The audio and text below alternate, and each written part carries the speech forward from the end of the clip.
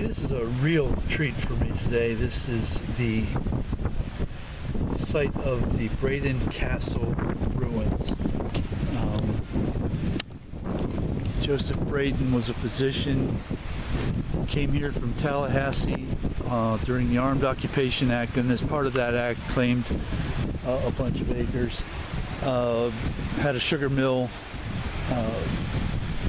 grist mill, that sort of thing. Anyway, he built his castle, his home. This is it, out of Tabby construction in the 1840s. It is situated, as you'll see in a moment, right on the banks and at the confluence of the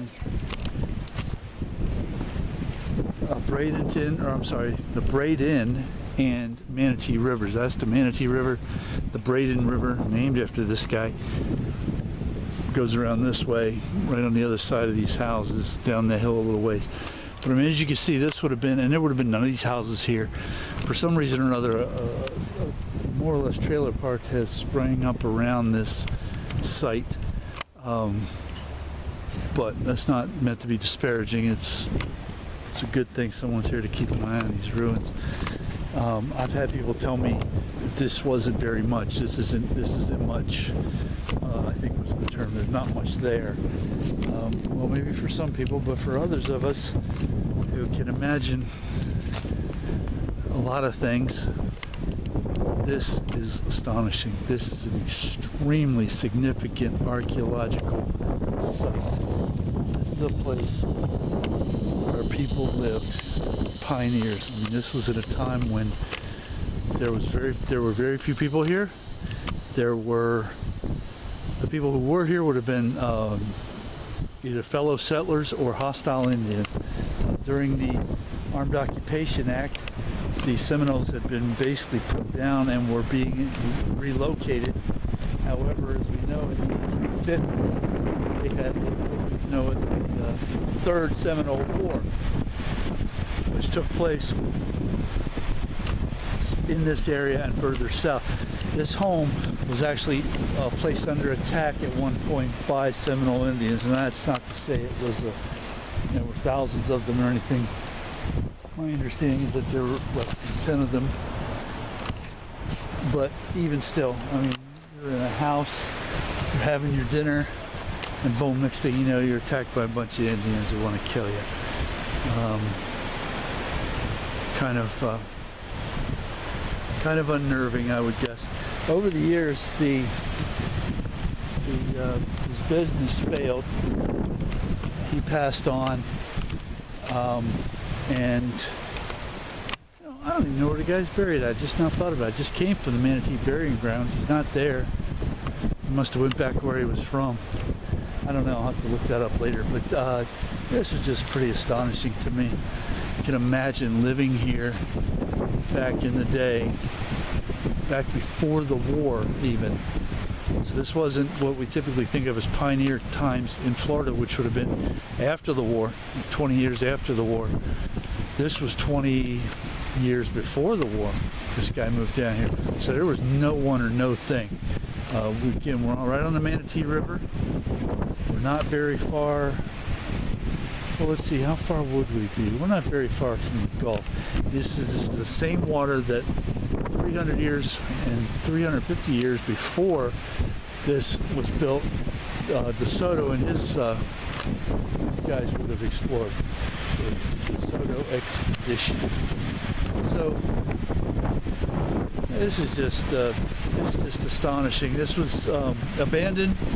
Over the years, it was caught fire, burnt down. It's been vandalized. But the fact that what is here remains is just extraordinary to me. I mean, apparently there was 4 bedrooms, there were 8 fireplaces, so this was a significant location. I'm sure the winds make it very difficult to hear, but that's also a nice thing in a way. We haven't had a lot of good breezes this year. Now we're having a really good one.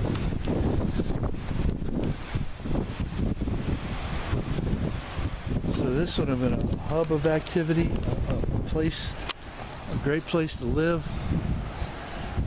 You would have stood on this promontory and looked out over the river over there, the river over here, the river on the other side. So you would have been basically three sides of river. I didn't cross a bridge getting over here, so I'm quite sure that there were roads leading up to it. But again, just an astonishing archaeological site. Remains of a home. Looks like the main doorway would have been here. It's a step. So, just incredible. Just incredible. There's another step over here.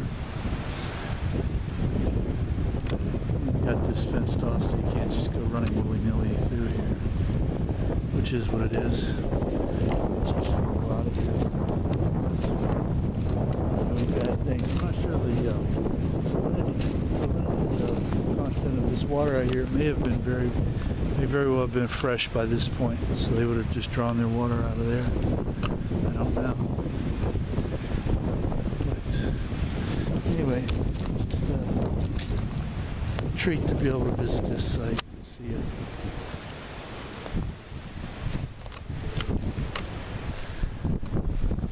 This guy owned slaves like everyone else did in this type of business back in the day, so that alone would make this place a target in today's climate. So I'm not sure where this is on the hit parade, but I imagine I'll get to it eventually. Anyway, as long as the film isn't destroyed, I've got proof that it existed and that I was here. There's the Coquina walkway right through there, and there's none on either side. Tabby, Coquina, same thing, basically. Same sort of principle. You can see the shells in the Tabby here were almost, a lot of them were almost whole, were whole. I mean, there's just, I wonder what that would have done to the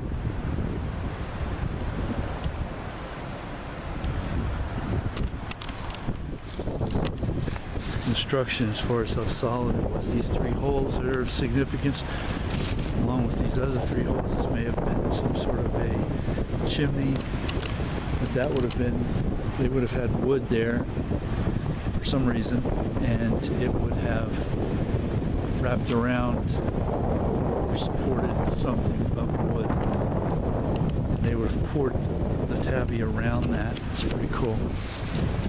Pretty neat stuff. So, here, that's it. Worth coming for, that's for sure.